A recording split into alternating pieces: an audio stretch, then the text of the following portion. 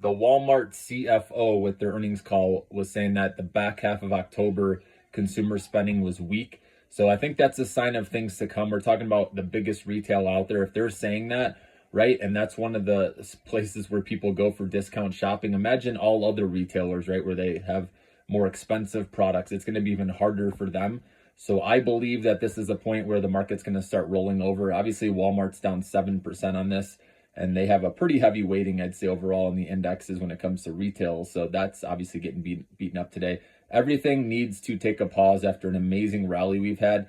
For me personally, I'm waiting till we get back to oversold levels, okay? Even though inflation's coming down, it's still growing, remember, just at lower than last year, which of course makes sense, right? We had 9% inflation last year, right? Obviously, the comparisons are going to be easy to beat going off of that. But just remember, it's still growing. This is still eating into consumers' wallets. And now with Walmart saying that, consumer spending, I believe, is going to slow down, and that's 70% of GDP.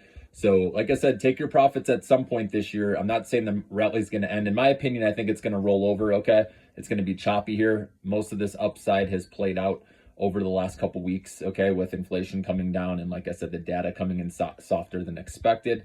So, but now that's priced in, and so now you got to be careful. Like I said, protect your money still always. And I always wait for oversold conditions. Right now we're in overbought conditions, so this is when you can get burned if some other news comes out. Like I said, that earnings report with Walmart was not good. That could be a sign of things to come. And once we clear through earnings season, then it's going to be back to the macro picture again, which won't help. But earnings right now are boosting stocks, but I believe this is a short-term thing.